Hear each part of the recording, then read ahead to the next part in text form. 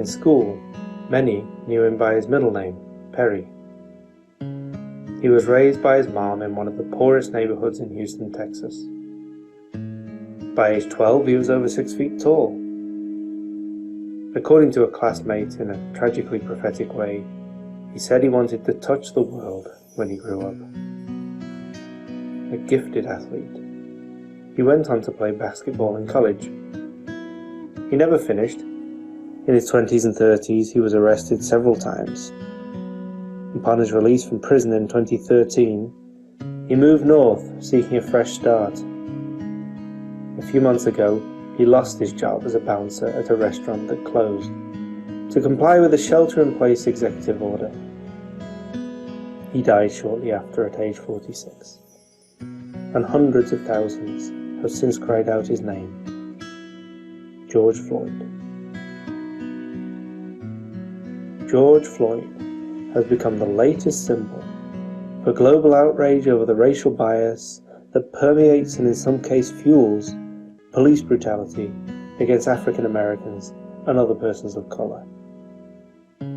According to a study published last year in the Proceedings of the National Academies of Science, police violence is a leading cause of death for young men in the United States, and it affects African Americans disproportionately. About 1 in every 1,000 black men, the authors explain, can expect to be killed by police. This likelihood is 2.5 times higher for African Americans than for their white peers. Unjustifiably dying at the hands of police can be the ultimate byproduct of racism, but it's not an isolated event in our justice system. Across the past several decades, a substantial body of empirical work has shown that people of color, especially black men and boys, are at a greater risk for experiencing criminal and juvenile justice involvement at nearly every stage of the process, from police contact to sentencing.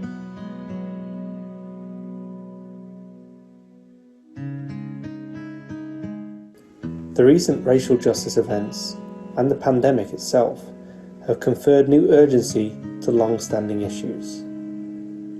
For decades, there have been, and there still are, many Perrys in America, many youth of color, black, brown, Asian, and Native American boys, but also girls, whose life trajectories have been impacted by the race-determined, disparate opportunities available to them, ranging from where they live and go to school, to their access to food and healthcare, and their ability to obtain and maintain employment. But perhaps the most perverse of all of these inequalities is the disparate treatment by the justice system. Of all of these institutions, housing, education, health, economy, justice is the only one that claims to be blind. We can do better. In solidarity, the YJI team.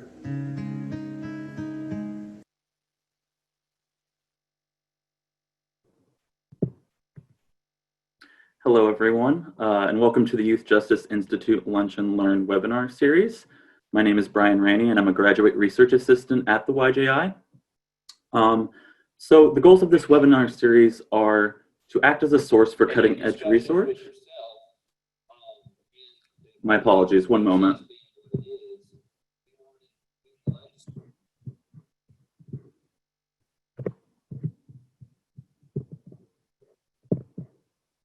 My apologies for that.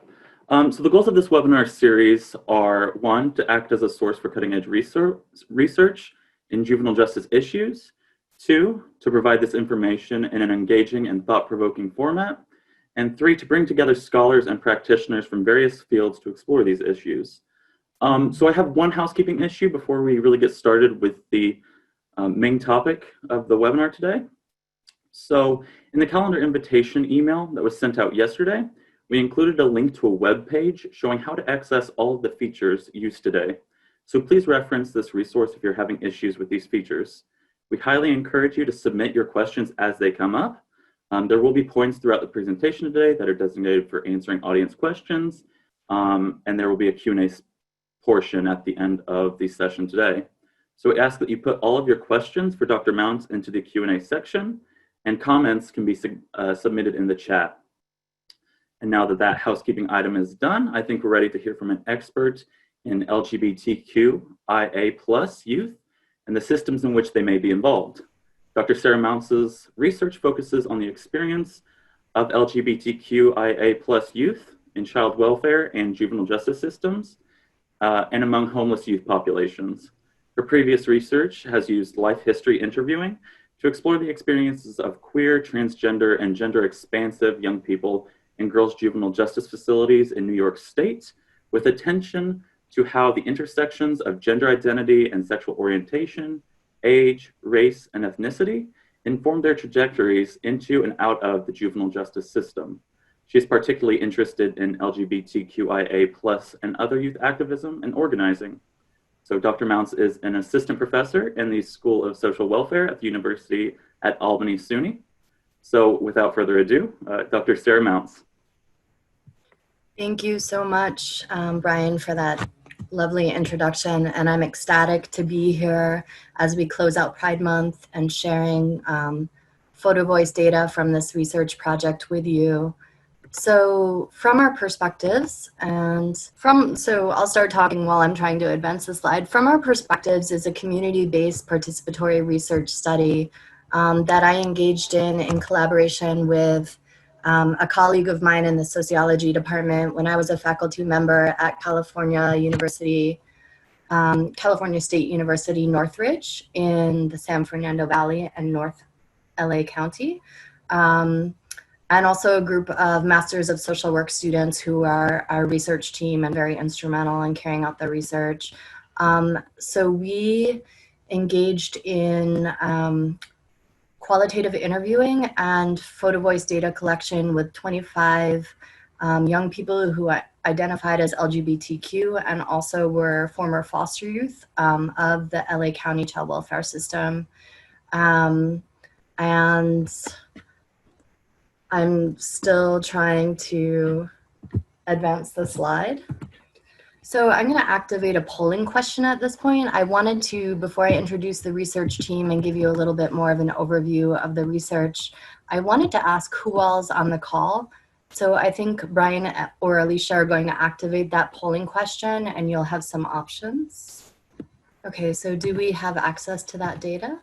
Okay, so it looks like we have 20% providers, 23% advocates, 1% currently or formerly systems impacted young people or adults, 16% policymakers, and 59% other, which makes me wish we had an open-ended question. And these categories were not mutually exclusive, but I'll try to keep this information in mind as I continue talking about the study. So got the slide advancing under control. So here's a picture of our research team from Cal State Northridge. These are folks who have since graduated. The data was collected between 2014 and 2015.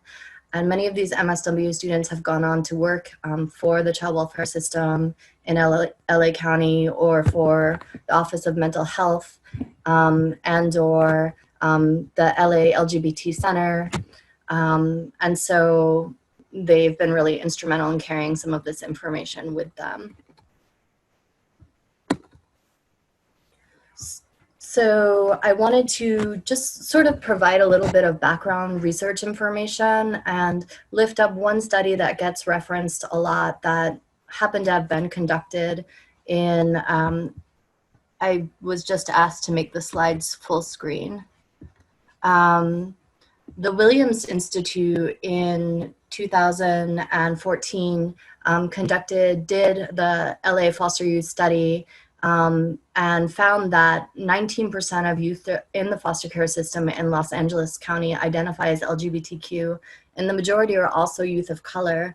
It also highlighted some of the distinct adversities LGBTQ youth experience in foster care. So for example, the percentage of youth identifying as LGBTQ who were hospitalized for emotional reasons was nearly triple that of similar hospitalizations for non-LGBTQ youth. They were twice as likely to live in group homes and have higher average number of placements than their heterosexual and cisgender counterparts. They were twice as likely to live, report being treated poorly by foster care system, and to experience multiple barriers when they aged out of the system. This really built upon an earlier body of research that was initiated primarily by Gary Mallon and then later by others. Starting about 22 years ago, really, Gary Mallon did his first study demonstrating that LGBTQ youth in foster care are often treated very poorly. They're more likely to be referred to congregate care or group home settings rather than being placed with foster families. This still happens. They're more likely to experience multiple unstable placements, often resulting from worker, peer, and caregiver bias. And all of this results in less favorable permanency outcomes for LGBTQ youth. So it's not surprising that 1 out of 4 LGBTQ youth in foster care will exit care without achieving permanency. And I think that there are particular implications of this for COVID, which we will talk about a little bit later.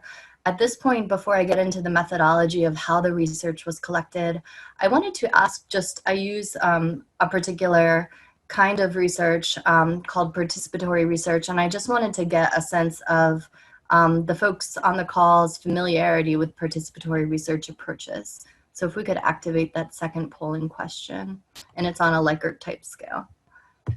Is it possible, are we still waiting on those results? I think we're ready to share them now. Okay.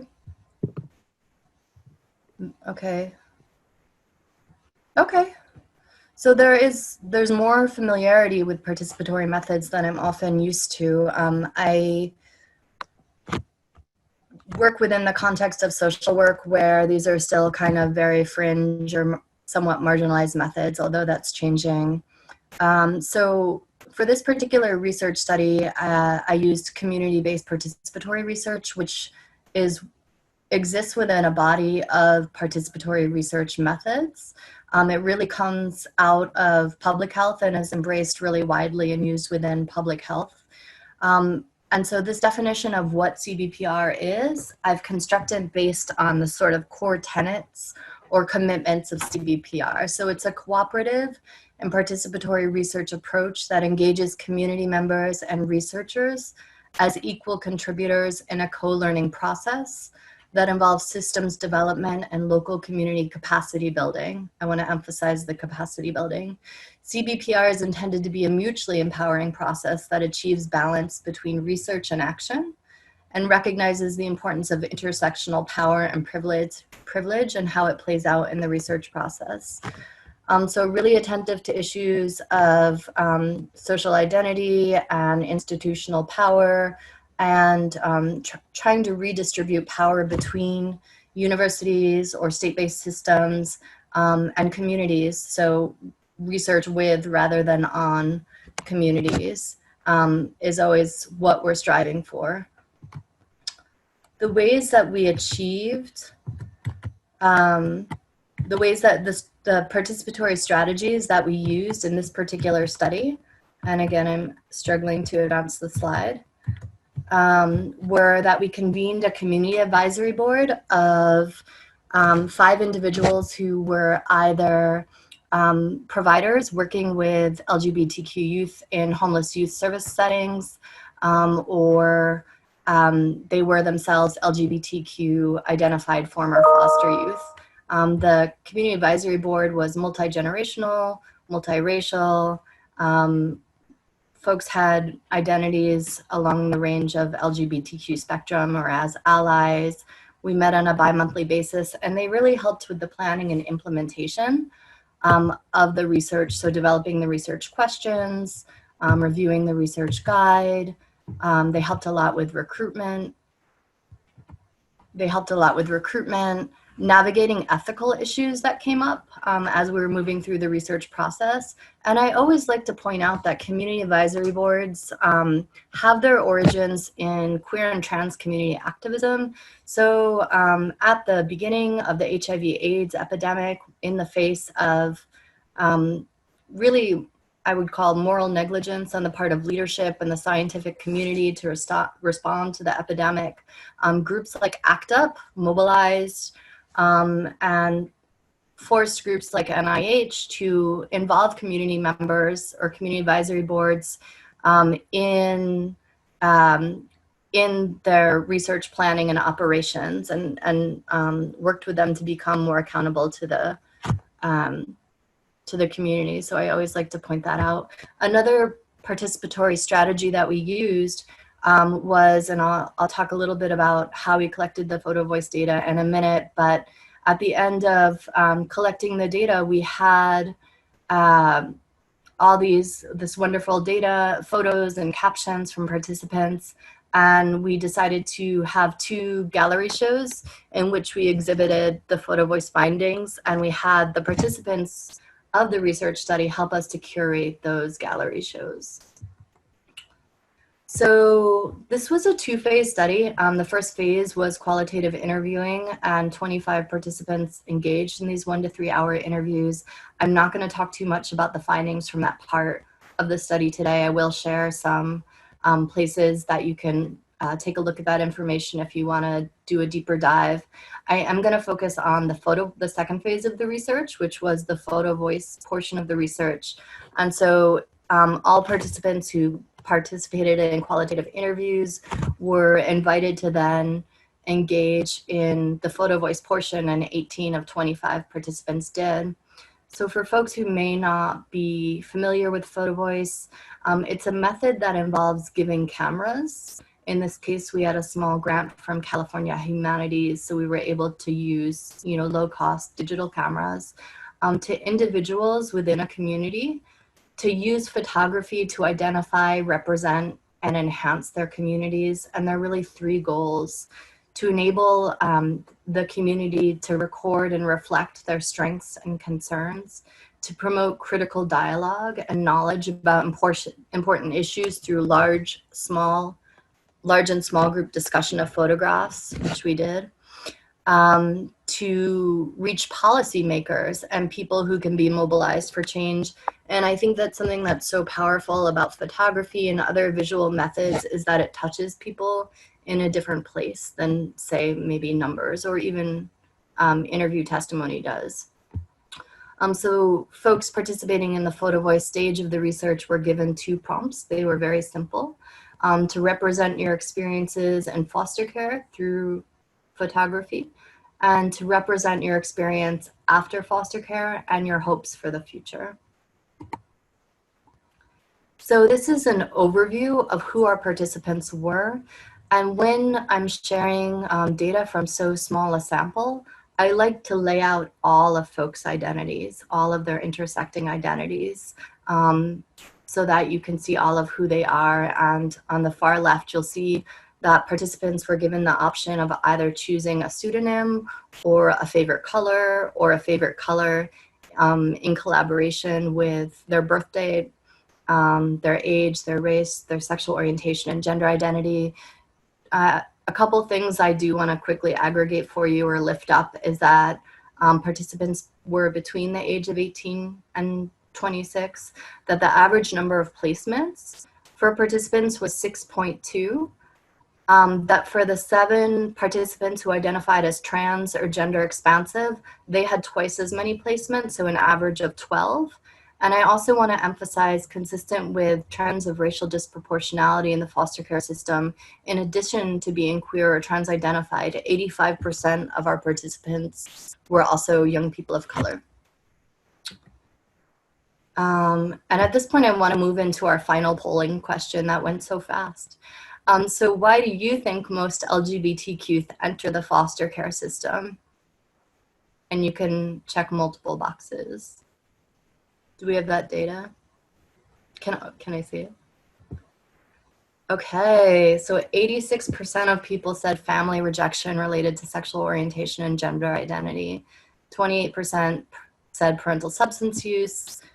36% said parental mental health issues. 31% said pins, chins, petitions, and 13% said other.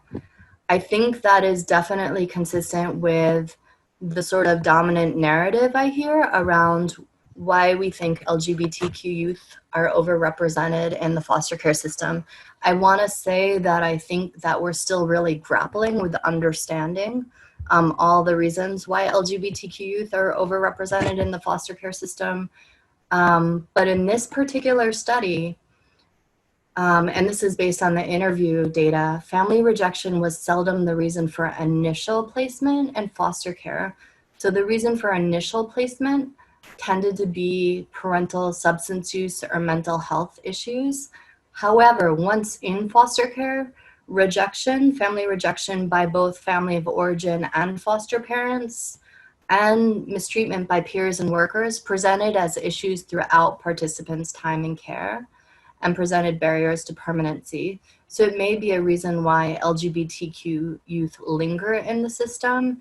It was certainly a barrier to permanency and a source of poor experiences for many people in the foster care system.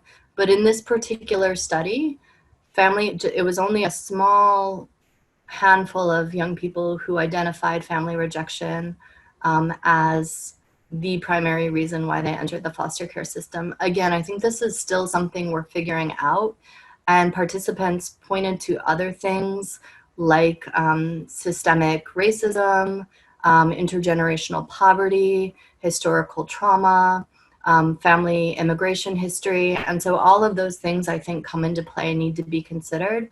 But as we kind of work towards understanding this and coming up with appropriate ways of addressing it, I guess I'm always encouraging us to complicate the narrative. So moving on to the next slide.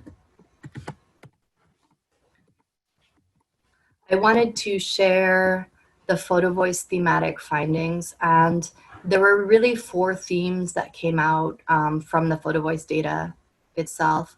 And there were sub-themes also that I'll share when I share the data, but they were primarily experiences related to foster placement history and transitioning out of care, LGBTQ identity and coming out, and that was often described as a journey of moving from shame and stigma to empowerment and pride, overcoming barriers in life related to mental health and substance use. We saw a lot of intergenerational mental health struggles and substance use in folks' narratives, and also the value of education as a source of resilience. So moving into that data, beginning with the first theme, experiences of foster care. So this was a young person, and you can see their identities at the bottom of the caption that they provided with the photo. And this was one of the sub-themes, which was experiences of abandonment by family of origin related to being in foster care, compounded by feelings of rejection related to LGBTQ identity. So this young person took a self-portrait and said, "This describes the heartache, the hardship that I went through alone, just dealing with my sexuality, being teased, the pressure of my family just not being there and just feeling hopeless. What's happening is that I'm crying, I'm feeling confused, frustrated, mad in a way. I took a picture of this because I feel like it would share a sense of what other people in my community, the gay community, go through and that we're alike." A lot of young people described an experience of dehumanization and voicelessness within the foster care system. Like they were just a number, they didn't have a and this picture exemplifies that. So this young person said, "I took the photo to describe how I was pretty much a case, and I had a long paper trail attached to me. So whenever I moved to group homes, they weren't necessarily looking at me as a character or a person. They only looked at my paperwork. So they never asked me what I thought I needed for my healing and process and trying to get home." There were a lot of pictures of fences and fenced-in areas and gates related to this theme. So this young person said, "It's just a fence and background, but I felt like when I was in foster care, I felt like I was blocked off from the rest of the world. And I felt like there was this big border, just like keeping me away from everyone, kind of like jail. I couldn't socialize with anyone, and there was just that block. And it's like on the other side, you see that there's all this beautiful green stuff, like great stuff out there, but yet you're stuck behind the gate kind of thing. Similarly, this was a photo that a young person took of another youth, and it says, "The model, I told him to express like I wanted it to feel like he was trapped, like how I felt in the system." So it represents not feeling heard and feeling trapped and not having a space to talk about these things with someone.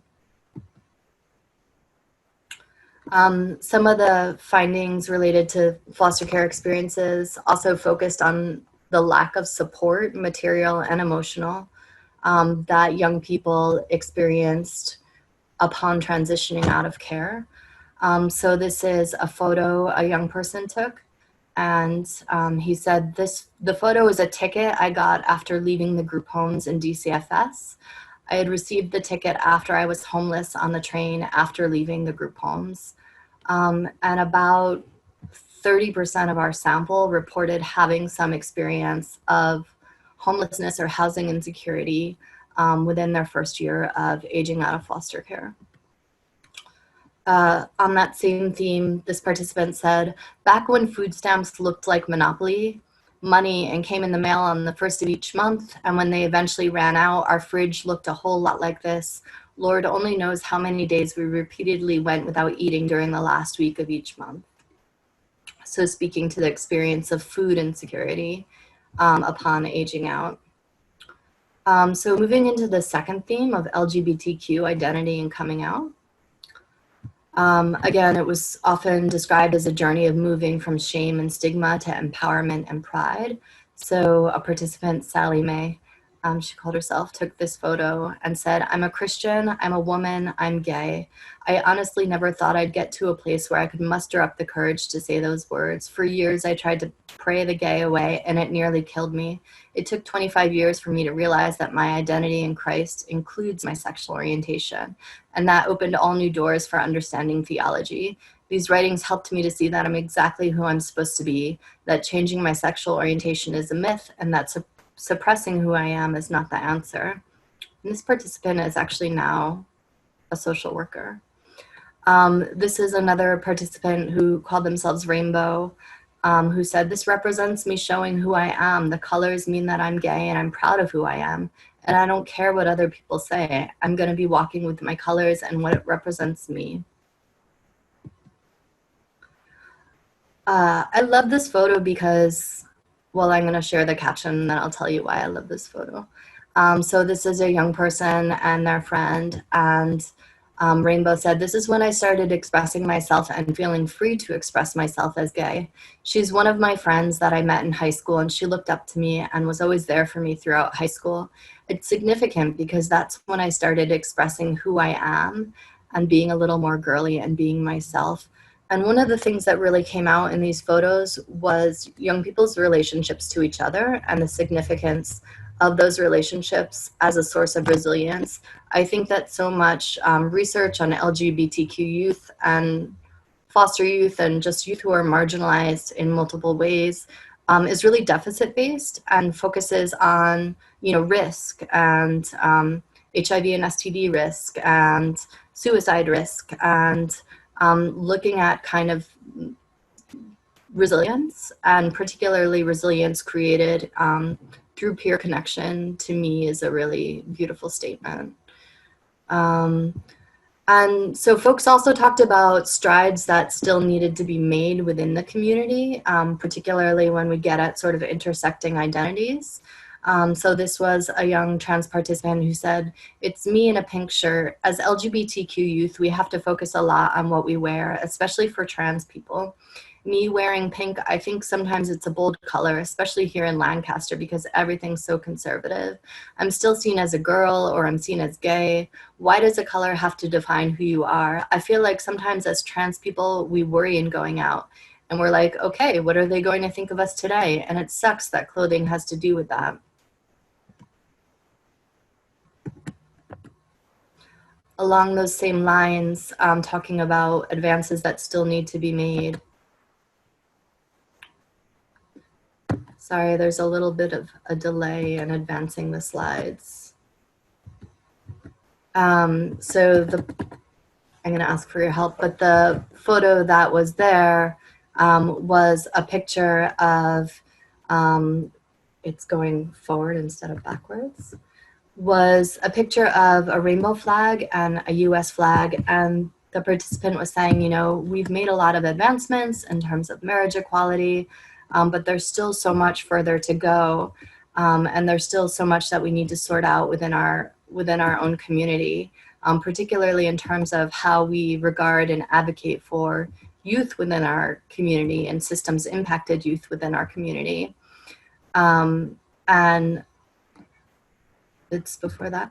And a subsequent conversation we had was around, you know, as we just passed the 51st anniversary of Stonewall, it was often queer and trans young people of color in the West Village, thank you, in the West Village, Chelsea peers, who were the engine behind what we consider the contemporary LGBTQ liberation movement. And as we kind of came to focus really on marriage equality as the end goal, we often, I think those youth often got left behind in terms of a mainstream LGBTQ equality agenda. And I would also say that those youth are very much still organizing on their own through groups like Fierce in New York City. But that was a summary of sort of what this picture got at. Okay. So the third theme was related to overcoming barriers in life related to mental health and substance abuse. So there were kind of staggeringly high rates of substance abuse as well as mental health struggles, and specifically self-harm. A lot of participants in our study talked about the experience of self-harm. So this is a photo again from Sally Mae. She said, "For some, a nightmare, for me, a godsend. You helped me turn the lights back on when I forgot where the switch was. When I wake, you are there. When I stand, you follow like a shadow. You are my darkest companion, the curse of biology, and a passenger who remains faceless. It took 24 years to learn your name. It took 6 months before the medicine made you sit down. I'll admit that I miss you at times, which is odd, given that you stole years from my life. You are depression, and I'm no longer your host." Same participant talking about her alcohol use. "I moved to a new city where I didn't know a single soul. I settled into a complicit cycle of working too many hours, followed by drinking too much wine, sometimes moving away with the goal of recreating yourself in a city where no one knows you can really backfire." Related to the theme of self-harm, this participant said of this photo, "Clouds are like marks in the sky, but somehow they're still beautiful. And I was kind of thinking about the scars from self-harm that I have.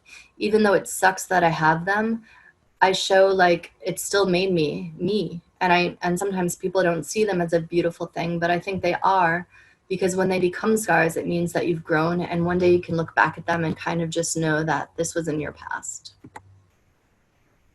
Folks also talked about ways that they healed. So this is a picture of journal writing, and this participant said, "When I first began my journey into therapy, I fought tooth and nail against my therapist's suggestion to keep a journal because I feared that someday someone would find it, read it, and out me. Fast forward to the present, in my home you'll find an entire bookshelf dedicated to journals. Trust in the process, even if that means you're uncomfortable with what that requires of you."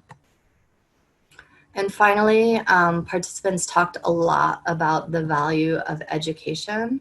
In our qualitative interview findings, we found that there were additional barriers. So on top of all the barriers that foster youth experience in terms of multiple placements and changing curriculum, finishing high school, accessing college, for LGBTQ young people in foster care, they also experienced school-based bullying as a barrier, and sometimes a source of push out to high school completion and accessing college.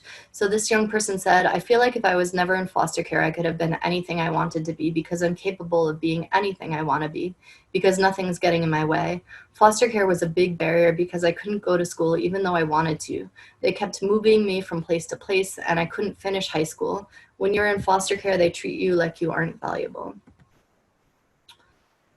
This young person took a picture of their GED diploma and said, "I believe this picture can provide a better idea of what education means to certain people and how we can get them to better use these tools to teach people or kids that they need to learn and how to learn. And I don't necessarily think it's about getting their GED, but why aren't they getting their GED? So what are the hang-ups?" This was a young person in college.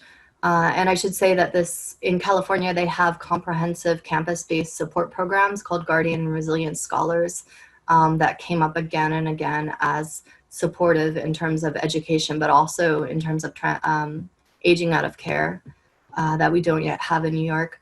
This is a library at my community college. It really signifies knowledge and power and attainment of educational goals. It symbolizes the importance of education and my goal of earning my bachelor's. Knowledge is power.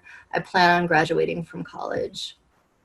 And this is the last photo and perhaps one of my favorite in the whole series because it speaks to sort of the intergenerational power of education. And this was one of our participants who had a child, a young person, and that was often something that participants identified as a source of resilience, being a parent. So she said, "This is me taking my daughter to school in the morning. It's important to make sure that my daughter's in school, to make sure she furthers her education and to be right there with her every step of the moment so she knows that I'm supporting her. I know that it's really, really important that she goes all the way through college and that I be there because I didn't have nobody to help me with applications. I didn't know the deadlines. I didn't know anything. So I just want her to be aware. Even in elementary school, they have college day. She's going to be there. I want her to be aware that I'm going to be there for everything, even science summer camp. She loves science. I'm going to make sure her life is better than mine." And in closing, I just wanted to share a couple of photos from our 2 gallery shows. So we had one at a community-based art gallery in downtown LA called Art Share that some of the youth participants helped us plan, as well as an ambassadors program at the LA LGBT Center. And youth wanted to have a red carpet and an open mic. And we did something called a graffiti board that allowed folks to artistically express the ways in which they were relating to the photos. And we had musical guests. And it was a really special event. We had a second one at the University Gallery at Cal State Northridge that a lot of students attended and faculty members. That was also really cool. That was co-sponsored by the Guardian Scholars Program at California State University, Northridge. And in total, we had 500 people attend those gallery shows, and they weren't the type of people that, I mean, some of them were, but I think that there's an audience that reads academic journals, and then there's a whole other group of people that care about these communities and issues and might not have access to academic journals. So we reached, I think it's a way of kind of democratizing the process of sharing research to share the visual findings, at least in this way. So for folks who are into academic research, here's a list of, or who want to take a deeper dive into some of the qualitative interview findings. Here's a list of some of the publications, and I know this is small and fast, so I'm happy to email it to anyone who reaches out. There was also a little mini documentary made about the project that I would be happy to share. And I had some recommendations, but I imagine that those are going to come up in our conversation, so I'll hold off on those for now and field any questions. But thanks for the opportunity to share the community's data. Wow, thank you so much, Sarah. This is amazing work. So to launch sort of into our Q&A portion, I was wondering if you could provide some clarity on some terminology. Mm-hmm. So cisgender is not tossed around often unless it's in a particular circle. Mm-hmm. And then I was also wondering if you could explain what pins and chins is. Absolutely. Yeah. Yeah, so starting with cisgender. Cisgender means that, so when we're born, we are assigned as a biological sex. That's often based on a binary, right? And based on our bodies and particularly our genitals. And so we are assigned at birth as often male or female. And then we develop a gender identity internally that may be consistent with or divergent from what the medical community assigned us at birth, right? And so cisgender means that all those things sort of line up, right? So in my own case, I was assigned female at birth. My gender identity is pretty consistent with that assignment. And so cis means same, as opposed to trans, which means different. And so there can, maybe there's a whole spectrum of the ways in which people experience gender identity and expression. But generally, cis is when what you were assigned at birth is consistent with your own internal sense of your gender identity. In terms of CHINs and PINs petitions, they're called different things in different states. In New York State, a PINs petition stands for Person in Need of Supervision. And it can be filed by a birth family to initiate a case, a foster care case. In Massachusetts and some other states, it's called a CHINS, Child in Need of Supervision. And so I started out as a caseworker in the foster care system in New York City. And I was actually working at one of the LGBTQ group homes, which New York City is one of the few cities that has LGBTQ group homes.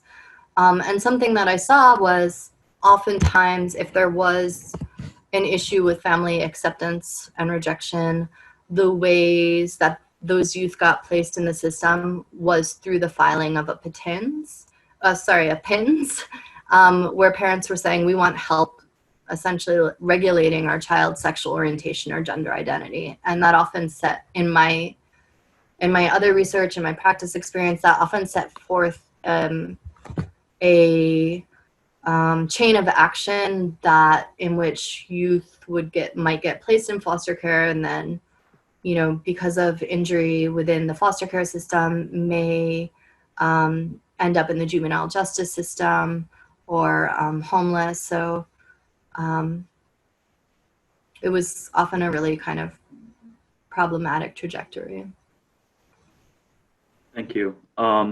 And if people have any other questions about LGBTQIA+ terminology, in our last newsletter, we created a glossary to help people along and become familiar with words.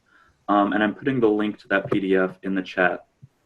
So my next question is, what sort of unique barriers do LGBTQIA+ youth who age out of the foster care system face, particularly when compared to their non-queer peers? Mm-hmm.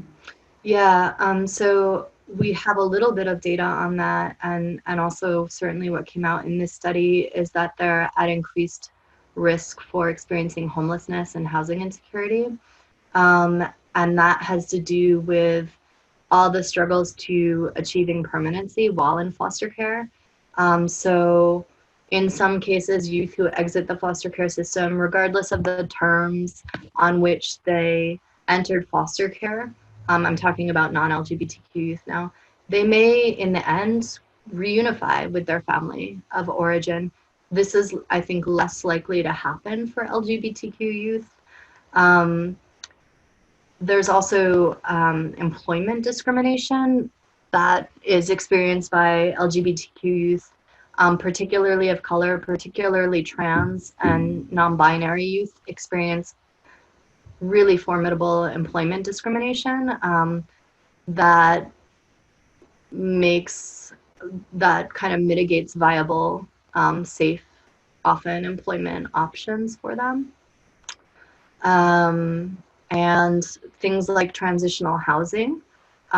So for example, transitional housing, which there's not enough of often, can be gender segregated or sex segregated, and so that may not be an option or may not feel like a safe option for a trans or non-binary identified youth.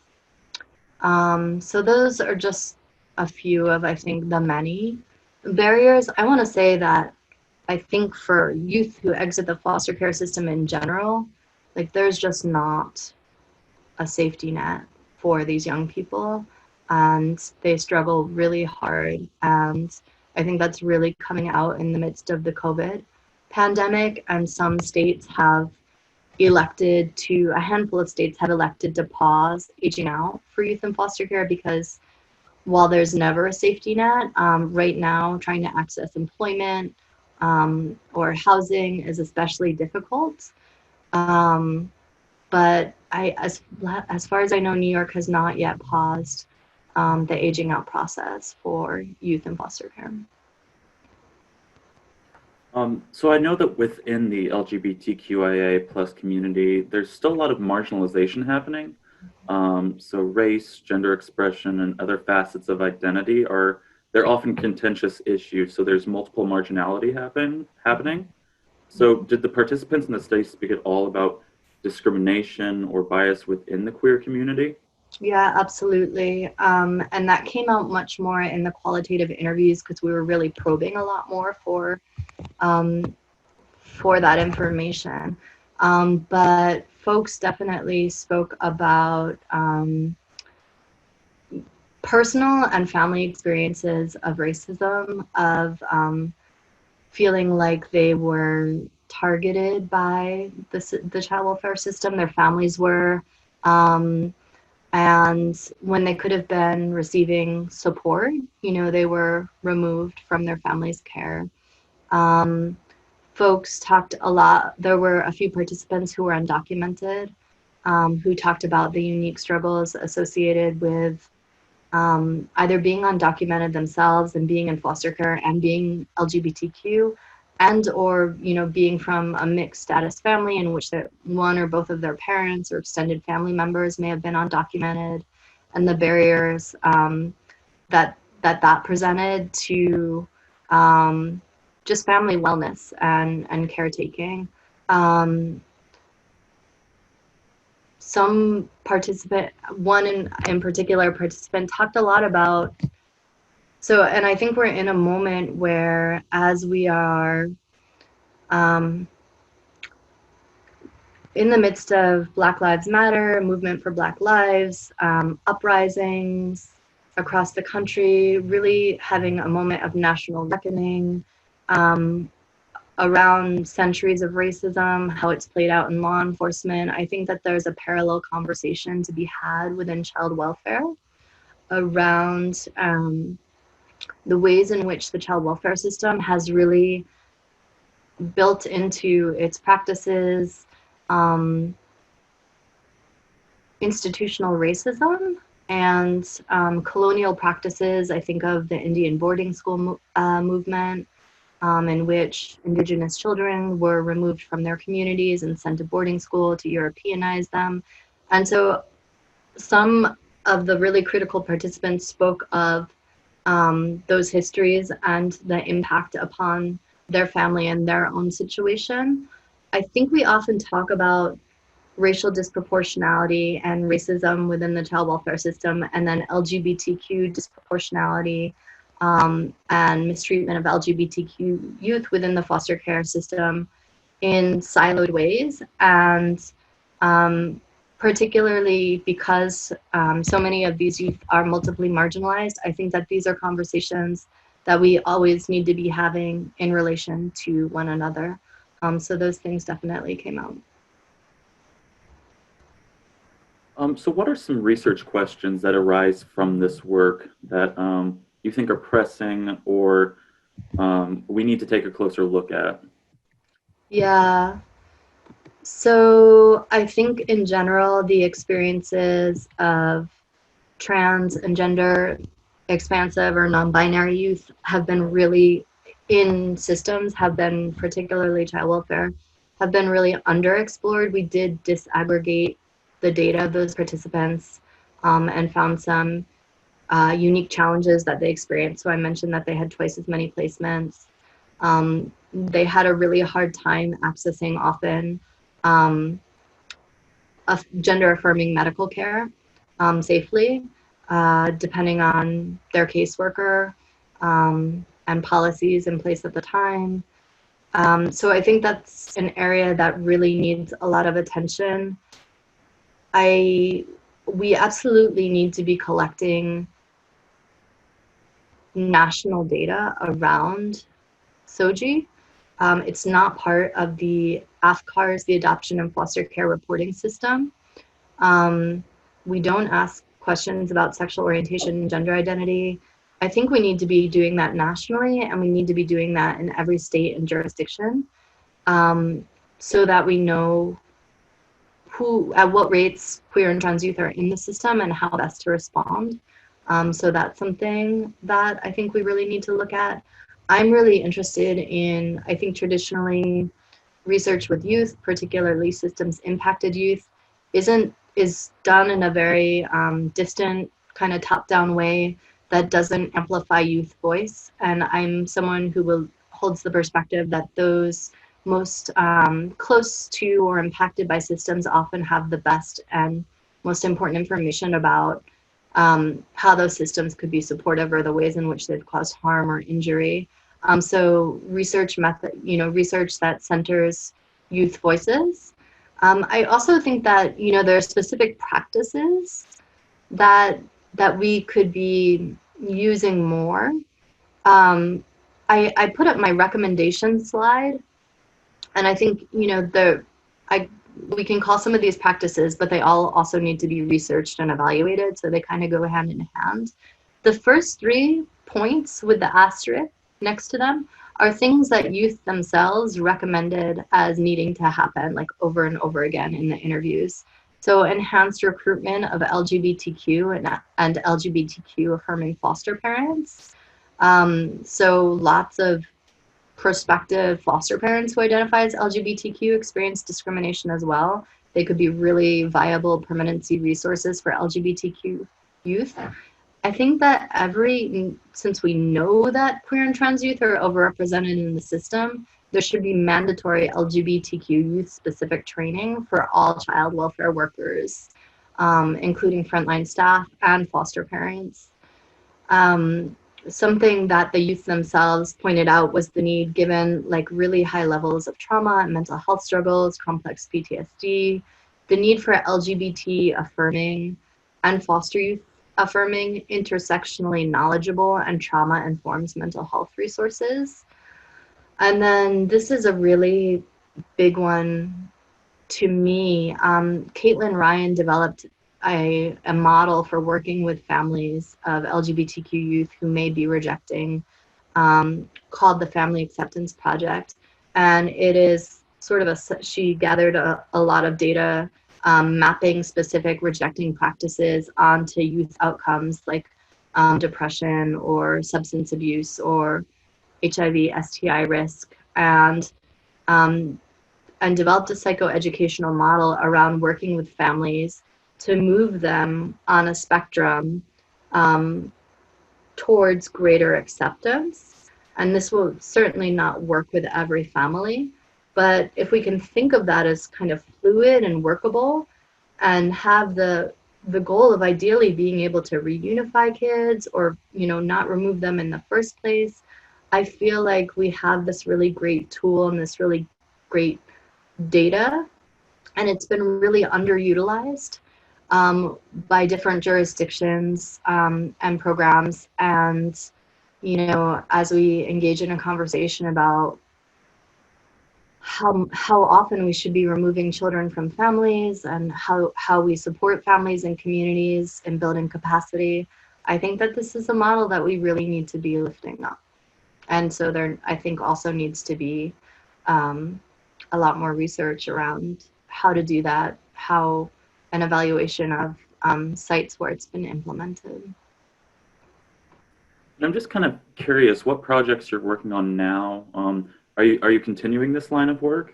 Mm-hmm. I think in terms of this particular work, what I've been focusing on is kind of developing practice approaches grounded in the work. So for example, next month's Lunch and Learn speaker is Alan Lipscomb, who's a former colleague and friend of mine. And he and another colleague of ours, Wendy Ashley, developed a collaborative safety planning approach for working with trans youth of color, kind of looking at LGBTQ affirming permanency practices that look at sort of more expansive ideas around who could be a permanency resource for queer and trans youth. So lots of like kind of practice approaches and implementation. In terms of research, what I've been really focused on since coming to University at Albany is, so I came from this public university system in California that has amazing kind of gold standard programming for students in college with foster care backgrounds, the Guardian and Resilient Scholars Program. And the participants in this study had so many amazing things to say about all the ways that those programs were supportive. And I got to the SUNY system and assumed that there might be something similar, and we don't yet have anything like it. And so for the last 2 years, I've been doing, in collaboration with our EOP program on campus, our Educational Opportunity Program, a participatory action research ongoing study with a group of young people who are current and former foster youth and students at U Albany to try to gather data about their experiences of accessing college, their experiences within college, and what supportive services or programming would be helpful to them while they're in college. And there have been, because it's a participatory action research study, there have been several action components related to that have been really cool. Like the students formed a group called FLOW, Fostering Leaders of Our World, for foster youth at U Albany and their allies. So that's been a lot of what I've been focusing on in terms of research lately. Very cool. So I'm going to ask a few audience questions. So regarding Photovoice methodology, do you think the fact that we have permanent access to cameras and smartphones, that this is a benefit or a hindrance to Photovoice work? That's an interesting question. So I know in this case, we were really lucky to have access to a small grant to provide cameras, but also many young people have access to cell phones. So I know folks who've done Photovoice projects where participants only use their cell phones to take pictures. And so I think that makes it a more accessible methodology. Like, we don't have to get this outside equipment. A lot of people have cameras on their phones now and can take pictures in that way. So back when Photovoice first started, people would buy disposable cameras and you would print all the photos and then pick a few. You have much more option for selecting like the photos that you want to represent your experience in this digital age. But I hope that answered the question. Yeah, I think it did. So LGBTQ youth are a high-risk population in terms of trafficking, and we know that racism and foster care interaction increases that risk. So the person who asked this question, they've read that some youth report a sense of validation from selling sex in terms of gender identity. And the person who asked this question is curious if you've encountered this data as well. Yeah, I think that this is a super complex topic in conversation. I have heard that. I have heard youth narrate that experience of feeling their gender identity affirmed through sex work. I know that rates of sex work among LGBTQ youth are much higher than for non-LGBTQ youth. And there's a lot of important distinctions to be drawn between like trafficking and sexual exploitation and sex work. I know that a lot of folks feel that, that I've heard people say they feel like they have no other choice because of employment discrimination. And so sex work is a viable option for supporting themselves, and particularly for accessing gender affirming medical care, which may be really important to folks. Janet Mock actually writes about this really beautifully in her book, Redefining Realness. So I think it's really complicated, you know. I think that ideally in an ideal world, people would have lots of choices about how they wanted to support themselves and how they could access gender affirming medical care, and that's still not our reality. And also, for some people, this may feel, within the context that does exist, may be an empowering experience, or it may be a really exploitative one. So I think it's a really complicated conversation. I noticed in the chat someone asked the name of the book I just referenced. It's Redefining Realness by Janet Mock.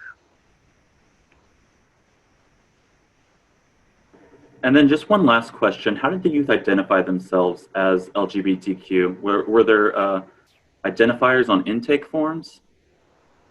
Yeah, so we had a demographic form that we had folks fill out at the very initial stages of you know, beginning the research relationship, before we even started talking to them about their experiences.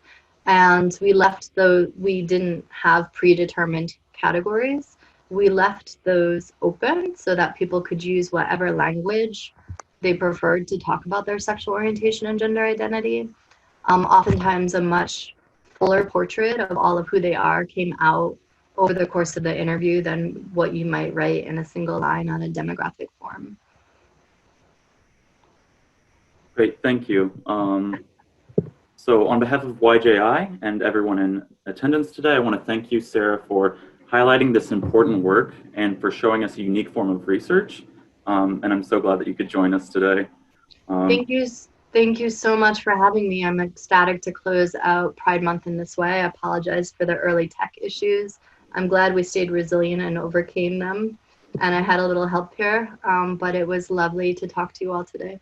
And please, my email is smounz@albany, albany.edu. Should anyone want to reach out to me with further questions, I'm happy to respond. Great, thank you. And then before we close, I do have just a few announcements and items to put on everyone's radar. So as Sarah mentioned, the next webinar of our Lunch and Learn series will be in mid-July. We'll be hosting Dr. Alan Lipscomb, who will be speaking about Black male grief for emerging adult men. And the date and time for that session is July 16th at 1 p.m. Eastern Time. And Alicia put the link for that in the chat. The session is free to attend, but we do ask that you register for it. And the YJI has also produced a podcast episode, which is the inaugural episode of the Let's Talk About Youth Justice podcast series. So for this episode, I interviewed Dr. Timothy McCuddy, who spoke with me about traditional bullying, cyberbullying, and issues related to these. So shortly after we finish here, I'll be sending a survey to all of you via email. If you have the time, please complete this survey, as it allows you to provide further feedback and questions for us. The information will be used to improve future webinar sessions, and the survey should take less than 5 minutes. And finally, if you've not already done so, feel free to connect with us on Facebook, Instagram, Twitter, and LinkedIn. And just a reminder that the views expressed here are those of the presenter and do not necessarily reflect the views of the New York State Youth Justice Institute. And in closing, I just want to thank you all for taking part in this session of the YJI Lunch and Learn. We hope that you've gained something from this webinar and that you continue to reflect on what Sarah has presented. We also look forward to seeing you at future YJI events and webinars. So thanks again, everybody. Stay safe, stay healthy, and be well.